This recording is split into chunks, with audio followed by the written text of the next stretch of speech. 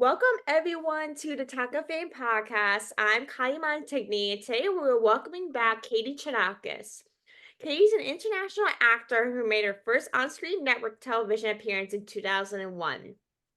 Gracing the silver screens ever since, Chonacas has globalized network television, landing roles on top television series such as CBS, CSI New York, Cold Case, FX Networks, It's Always Sunny in Philadelphia, Law and Order SVU, to name a few. Chonacas always excelled in film as she books supporting roles in films such as Al Pacino, Milla Jovovich, Robert De Niro, Jessica Simpson, Morgan Freeman, Antonio Banderas, and Nicolas Cage.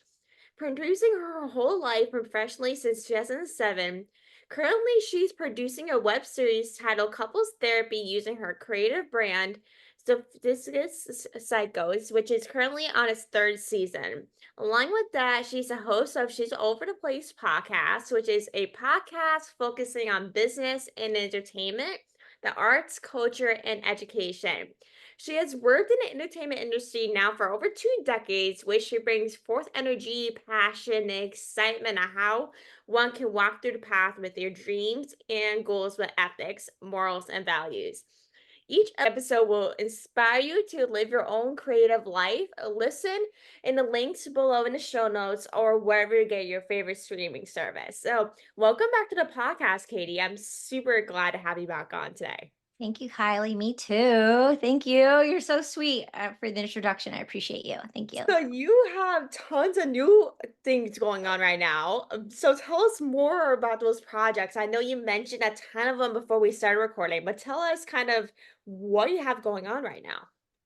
Sure. Yeah, wonderful. So, as a human, as an artist, I think it's just so important to just keep creating, with all the stuff that's happening in the world and as we grow and evolve as humans, just to create. So I was just in France for 8 weeks and Mhm, I was closed. My heart was very closed. And when I was in France, I wrote a couple poetry pieces. mhm. Since I've been back, I fell in love and wrote over 10 pieces just from that. But my heart's open now. And so I just, the first piece I wrote is called Last Train to Paris. And I just released it a few days ago on all the streaming platforms. My poetry piece under Saint Kyriaki, my baptismal name, Saint, Saint, Kyriaki, Kyriaki. So that was really beautiful. And it's a poetry piece to myself. I'm talking to myself when I'm saying I went to France and people are like, are you in love? Are you there on a romantic holiday? Because it's so romantic in Paris, and it is.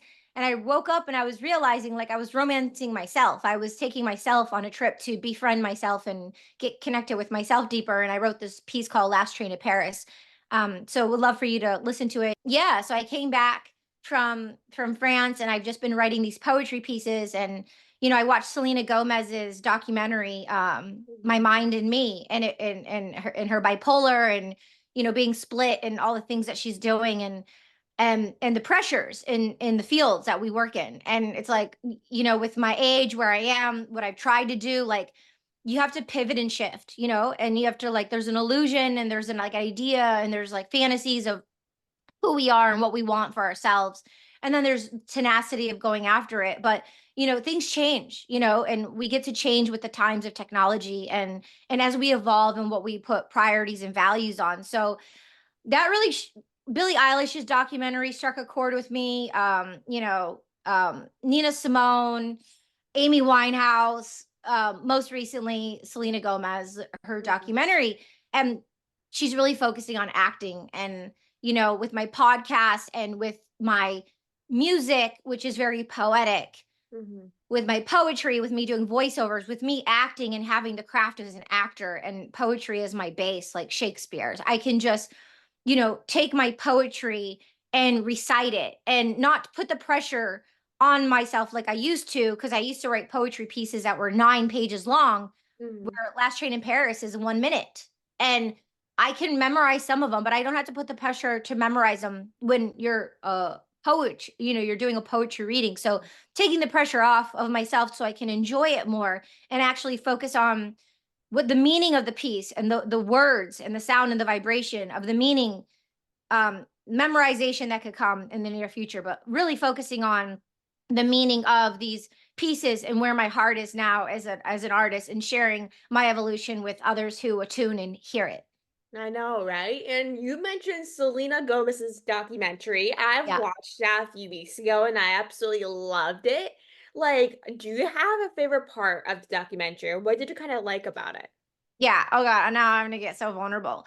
It was like the opening part where, like, she's with um I forget his name off my head, but he's like, the legend guy that she signed to, Geffen. And she's doing her last rehearsal before opening in Vegas. And his kids are there and he's there and everyone's there.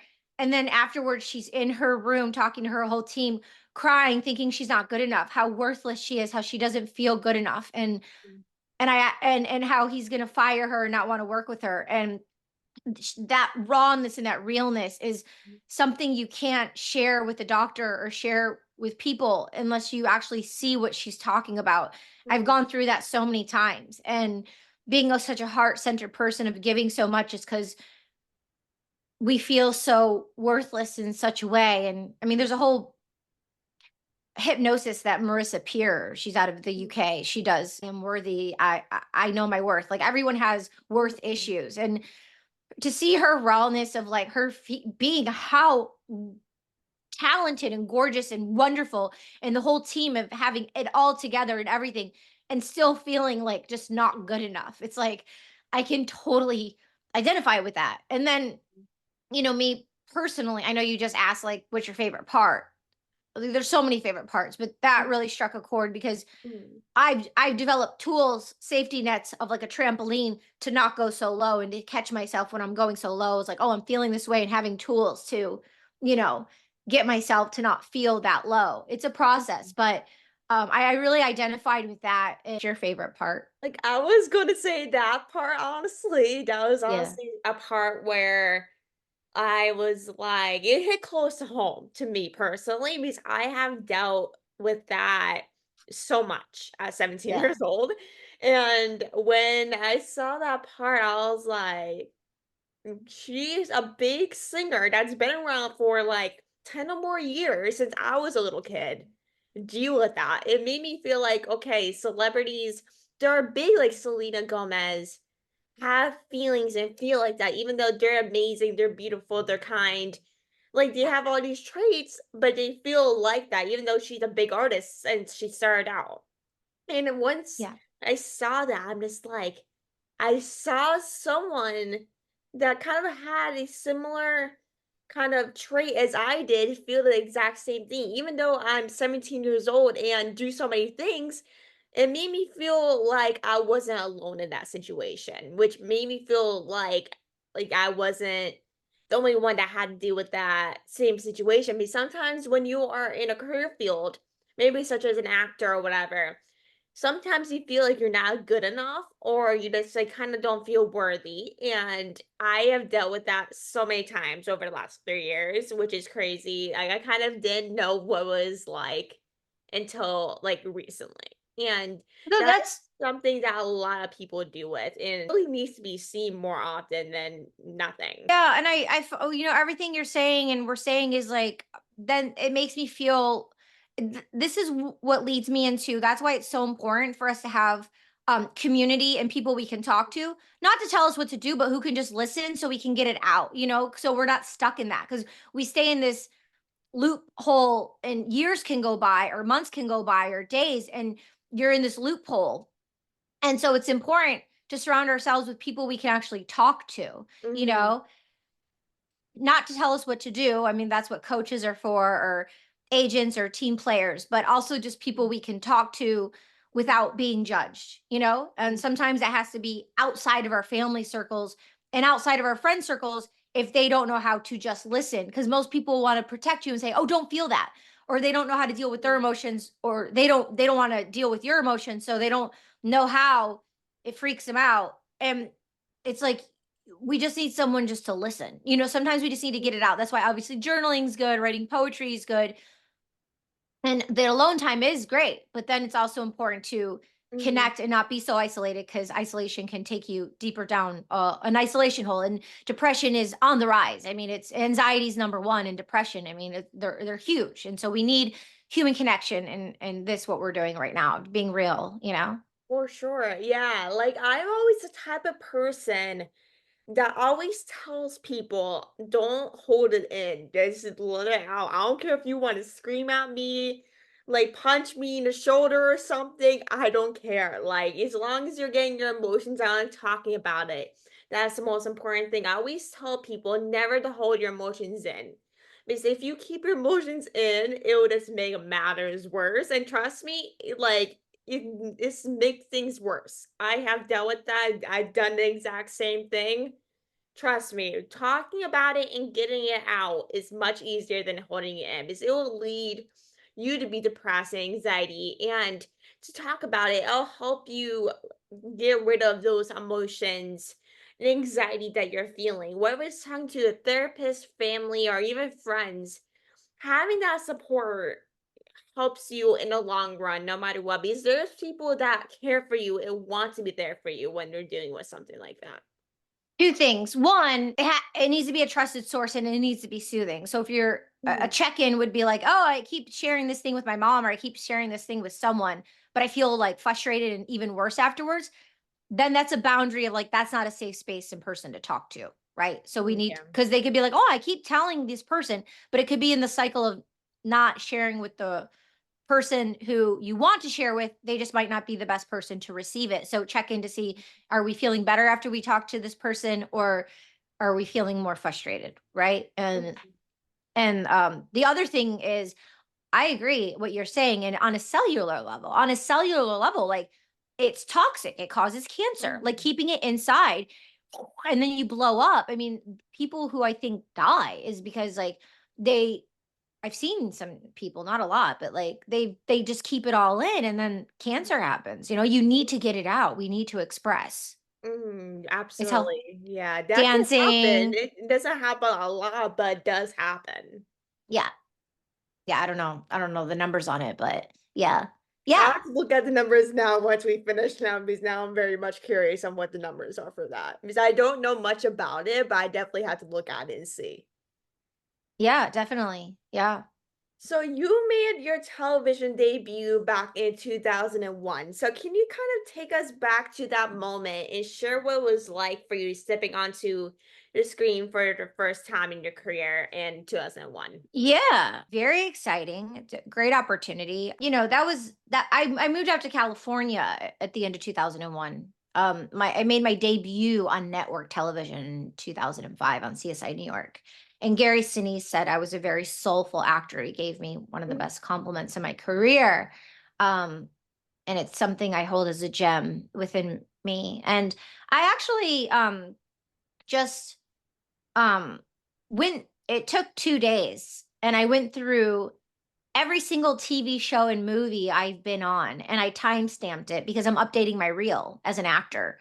I don't know where the original file is and with technology how things have upgraded. mhm, Um it's like a lower grainy quality and I'm watching my work and there are things on my reel that I never put on my reel. There are things on my real. Like I have work that I've never seen before. Like, mhm, and so, you know, I think it's important along my journey now, from then into here, like I'll just like do the job and keep going. mhm. And it's very independent. And I think it's important for me to watch my work because a lot of actors don't watch their work. They just keep going. Yeah. I didn't realize how much of my work I haven't seen because like you live with it for so long and you know what you know, but I actually didn't watch a lot of the films and TV shows I was in. I worked with Jonah Hill. What? Like Really? I worked with Jonah Hill. There's all these comedians and campus ladies. I was in Campus Ladies and Cheryl Hines from Curb Your Enthusiasm directed me, hired me in Campus Ladies. And Oh I'm my playing god. in a scene with this I think he's an Indian actor, but he's like a huge actor now and he's on a show. And it's like I worked with him. Like Mhm, in Jonah Hill's in this episode I'm in. And I was so young and I didn't realize like these were all like young people coming up. Like, was it before? Did you work with John Hill before he got big, or after he kind of started going He was in 7 big? episodes. It was in 2007. But I remember looking at Jonah Hill in 2014, 2012, 2013, when I was like gonna direct my first short film Mm-hmm. around that time, when people were like going to the union and like watching Ellen Page and Jonah Hill and different actors from like Blue is the Warmest Color, the Greek actor from the UK. And Mm-hmm. Jonah Hill was there. And I was just like, wow, looking at him like he's this big star, Yeah. not realizing like I could have kept going. I should have, I took time off after 2012. Like, because I felt so alone and so isolated, and it got really tough. And I felt like my rotors were just like on a car, like my rotors were rusty and they needed like new pads. So I didn't understand why, but I knew I was taking time off. I didn't know I was taking 10 years off because I was still doing voiceovers, but I went on this other journey, and it ended up being a decade later. And it's been a struggle, like, getting back in it, although I'm in it, and I came out, doing voiceovers as an actor, and developing my own short films and TV shows and series independently, and doing the podcast and having great industry folks on. Um, but me as an actor, like, I haven't updated my reel in 10 years. Like, how am I an actor? Like, actors act. Like, what am I doing? Like, I need to act. I mean, the challenges, and like I woke up and like everyone had a blue chip, and it was like, what is this? I like, because I was like in a relationship, I was in a toxic relationship, I was creating my own content. I woke up and there was influencers and there was like a blue checks, and it's like a whole nother beast, and like the world moved on. I was like so ahead of it.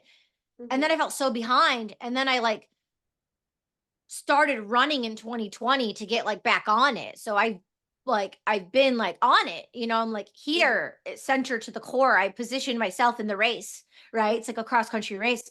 I positioned myself in the race to be like, you know, working and known, and like just like, be taken seriously. And I have a team, and I'm going out for projects, and I'm booking stuff, which I'm very grateful about. But like I'm also like cleaning up the slack from, like I in an acting class. Like I've been in acting classes, and I read, and I'm writing poetry, and I'm reciting it as poetry, but like I want to be studying in a class again. I need to be with my fellow thespians, like acting. Like although I've done what I've done, like I want to be like in an acting class again, and part of my craft. And I've always continued my craft. I've never stopped it. But it's important for me now to be in a class, and like I said, I I'm getting an updated reel, and there's new things on my reel that like I didn't even know that I did. So I'm having all the scenes, and then taking those scenes and putting them on, the social media on Instagram. I think I should focus there, because Mm-hmm. focusing on so many is too much. But having my work be seen, because if I didn't know about these things, but other people have seen my work and they've said things to me, but if I don't know, how are other people going to know the work I've Yeah. done, right? Yeah, So like, right. so it's an opportunity to be grateful, and to show like me working with Gary Sinise, and say like a nugget of what he said about me. And oh, I worked with Jonah Hill. Like I just found that out yesterday. Like I didn't even know that. Like that's mind blowing. And there's other things, I won't bore you with the details, but those kind of things are important. We can be where we are and we can keep going, but then also have moments of taking time to smell the roses in your garden of what we've built and accumulated to this point, and have reflection, and kind of go back to like see your identity, like who I was before this thing happened, right? Mm-hmm. Who I was, where I was, this choice that I made, a fork in the road that happens because life happens. But Mm-hmm. we can always not go back, but because there's no going back, but we can reflect on what was, grieve it, allow it, understand it, be sad about it, appreciate it, and also, celebrate it also, and it's a part of our journey. And then have that meet where we are now, and have it be healthy tools to not shame and blame or put ourselves down, but to take the good, the honoring, Mm-hmm. and to dismiss the rest, and then to move forward accordingly, right? Because we go on these different journeys. Life isn't linear. But I'm so Mm-hmm. happy to be connected to my actor even a newfound layer, because I'm always connected, but I have a newfound golden layer of my actor, of myself as my artist, as my craft, more power. Like, last thing I'll say, and I'll let you talk because I keep going on from the original question. I was watching this director the other day, and he said something like I said earlier, but no one's going to pat you on the back and say, "Oh, you're a director, let me give you this role. Oh, you're a podcaster, like, let me get you this guest." And like, no, you get to go after it. Whatever it is, the principle, you go after it. And you say you're a director, you say you're a podcaster, whatever principle it is for you, that's what you are, and then the rest is a negotiation, and then Mhm, you negotiate your rates, right, of mhm, what that is. But you need to own it, and own it, and keep that, because you're creating this thing for yourself that it's yours, and that no one else is going to create for you, and no one can create for you. And we can't ask for approval from other people. Have mhm. to own it and show up. Oh, right. Yeah. Like I love the things that you brought up because not everything is gonna come to you. Like some you will always have to go after something that you want, whether you're an actor, podcaster, whatever you may be, you can be anything, and you have to fight for it no matter what. Like even if you work hard and work maybe a 9 to 5 and basically kind of do like your hobbies or your like passions when you get out of work after a 9 to 5 job. And that's something that you kind of do as like a hobby, something that you want to get into so you can quit your 9 to 5 job. It doesn't come automatically. Like you have to pay what you want to do to get it. Like, of course, things come to you when you work hard for it and you work your butt off to do something. But basically, everything that you get is you working your butt off and getting what's right. That's what, or every job and everything comes from is you working your butt off and getting lessons and everything to be successful. That's the main key. And working smart, right? Mm. People think we need to work hard and they berate themselves or work hard how other people have worked hard. Discipline, Mhm. hustling, and going after it like an athlete in a healthy way, cool. And there's going to be stuff. Working your butt off, yeah. Yeah, but also working smartly. For Mhm. example, I watched the Emmys the other day. And Abbott Elementary, they've won before. And they won again. And before, I didn't think of this, but I thought of it this time. I'm going to look up all the writers. I'm going to look up all the directors. I'm going to look up the cast. I'm going to follow them. I'm going to start engaging with them. And I'm going to send some of the writers and directors my new reel. Ooh, good idea. And I'm going to take the new comedy bits I've done in comedy I've done and just make a comedy reel because I have so much content. I'll have a dramatic reel, a comedy reel, and then an overall reel. So, and I'm going to send it to these people because these are my peers. And if I'm working smartly and they know who I am and they like my vibe, maybe they can have me on the show. And then maybe I'm on an Emmy award winning show as a guest star or series regular. No promises, but how am I putting myself out there? These Mhm. people don't know who I exist. And I could be doing all the comedy in the world, but who's seeing this comedy?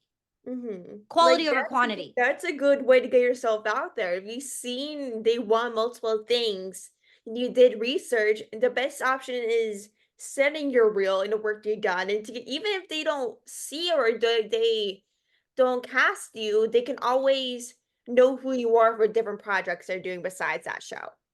Like casting directors. So the casting director of that show would, and is casting other shows as well.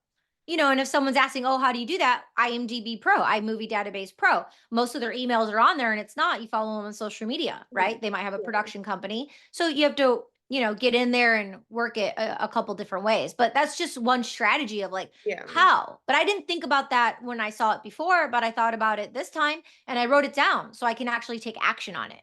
I love it. And to go back to Jonah Hill, like with that, like I know Jonah Hill, well, I didn't meet him personally, but I know of him for years, was he didn't get big or kind of like got his a bigger type of roles until like 21 Jump Street.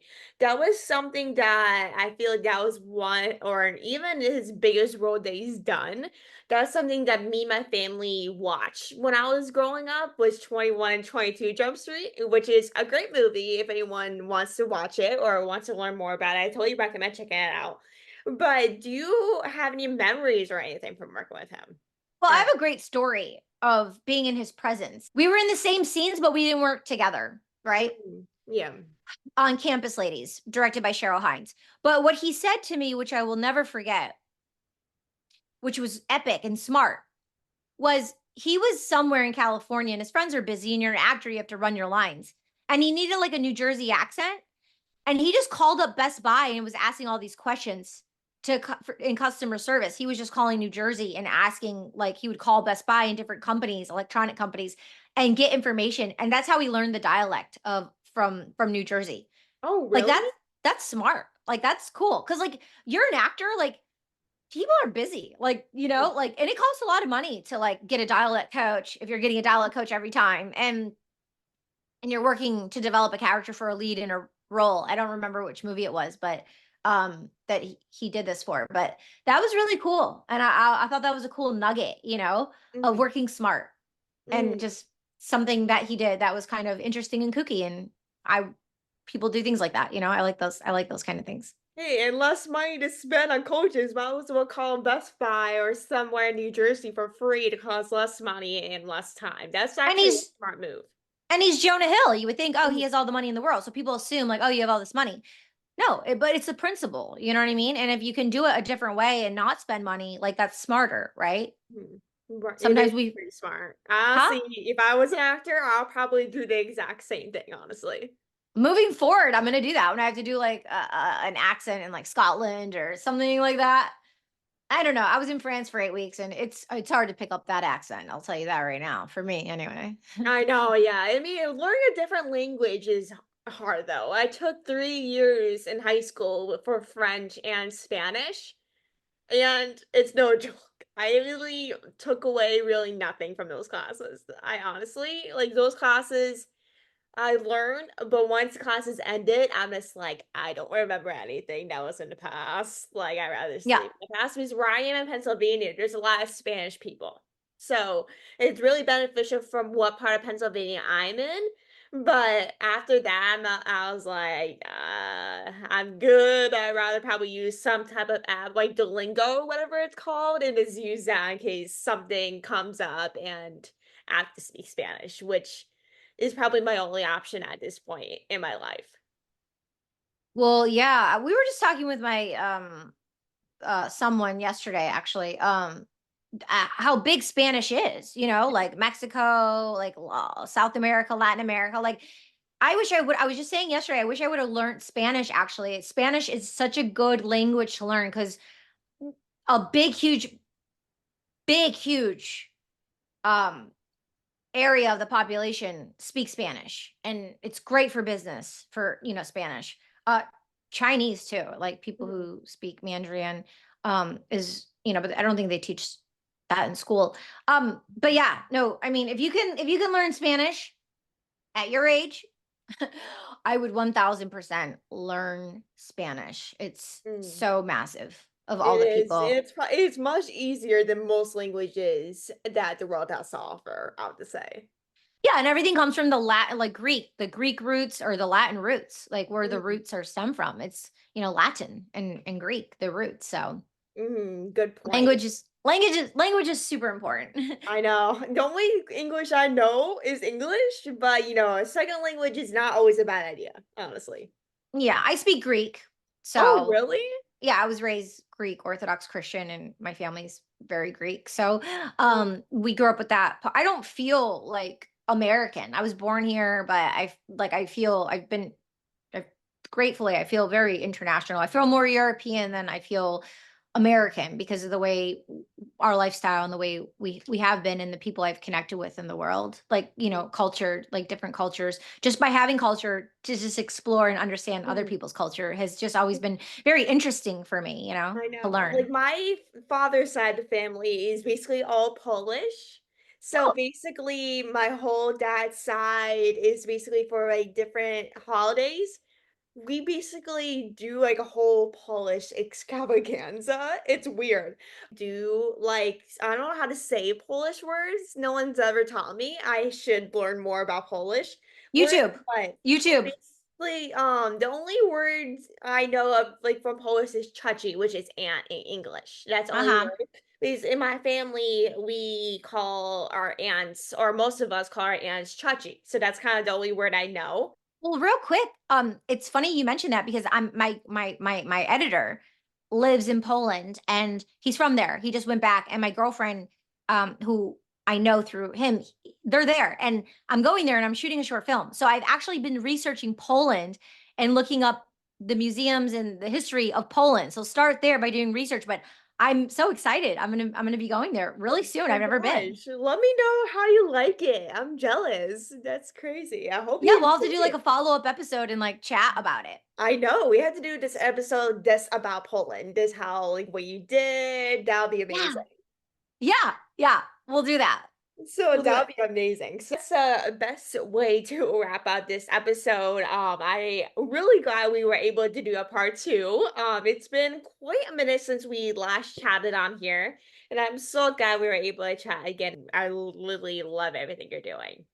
I appreciate you, and I love connecting with you. It really means a lot to me, you know what I mean? Because Mm, I think specifically, I like coming on your show because of your age, and I mm, think by us having the conversation, it's like we're just 2 friends having a chat, and, like, our ages are so not I won't say so different, but they are, mm, they're different. And but how we can come together and just share your experience and mine, and come together to add value for the listener and the person tuning in, it just really means a lot for my heart. It's, mhm, why I show up and do what I do to like pay it forward in a way. And I feel like I'm doing that because I'm like, talking to I'm always like talking to my 17-year-old, so mhm. you're I like know. It's great to get a different perspective on a different age, These for me, like when I talking to parents or my aunts and uncles or whatever, I'm always the type of person that wants to know about what they do at their age and what they feel, what's going on with their lives. So I'm the type of person that loves to talk with people that are different ages than myself. So I'm like honestly the same exact way.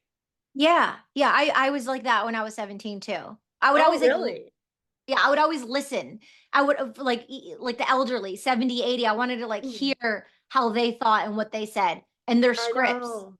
And I I'm like, I'm not know. gonna be Honestly, like I'm that. really that right now, actually. I mean, I've always been like that. Yeah. Yeah. I just like listening. And I'm like, okay, I'm gonna remember. I'm not gonna do that. I'm not I'm gonna not do gonna that. do that, but I remember it. Yeah, yeah, yeah, yeah. But thank you everyone for listening. I hope you guys enjoyed this episode. We'll have to do a separate episode once you get back from Poland. But thank you everyone for listening. Make sure to like, subscribe, and review. And